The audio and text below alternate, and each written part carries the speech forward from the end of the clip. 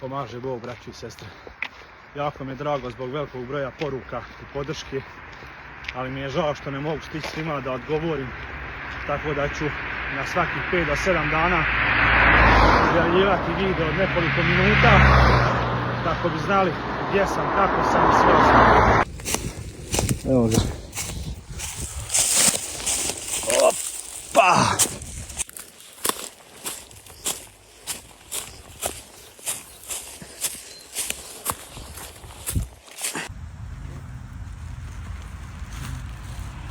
Pošto sam prošle godine imao velikih problema jer sam sve žuljeve otvarao nožem, pa se drugi dan otvore žuljev, otvore rane, to je bilo po 7-8 žuljeva prečnika 2 centa, onda sam hodao po živim ranama, to je kao po staklu. Tako da sad ću vam pokazati drugu metodu koja je bolja.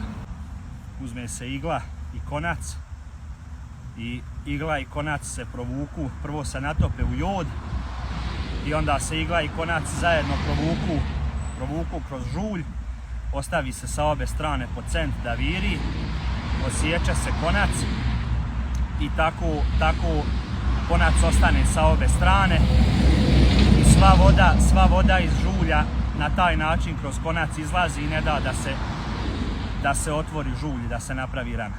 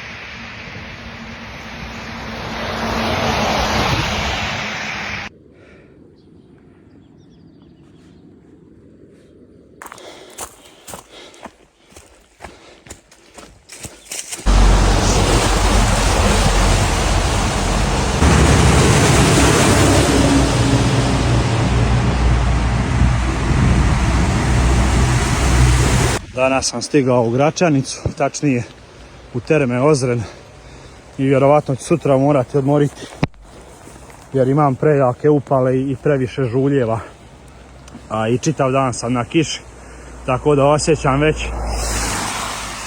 već da me pluća pomalo boli i zbog prevelikog tereta na leđima imam jake upale u kukovima i u nogama i ramenima i već mi se 7-8 žuljeva napravilo, tako da ne bi napravio sebi još veći problem pa da odmaram 5 dana zbog povrede. Sutra ću vjerovatno napraviti pauzu pa prekustra dalje. Jutros kada sam krenuo iz Gračanice za Tuzlu, kaže mi jedan stariji mještanin: nema šanse, momak, da ti stigneš do večeras do Tuzle. On izgleda nije čuo onu našu staru: ja ne odlučujem da li ću ići u bitku po tome kolika je sila koja mi preti, nego po tome koliku svetinju branim. Tako da, prijatelju, ako treba, ja večeras do Niša gazim.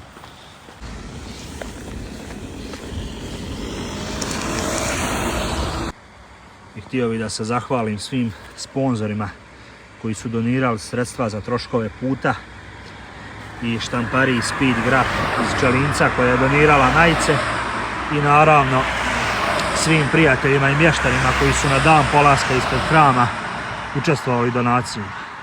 Ja sam na nekih 15 km do smještaja, tako da sutra, ako Bog da, ulazim u Srbiju.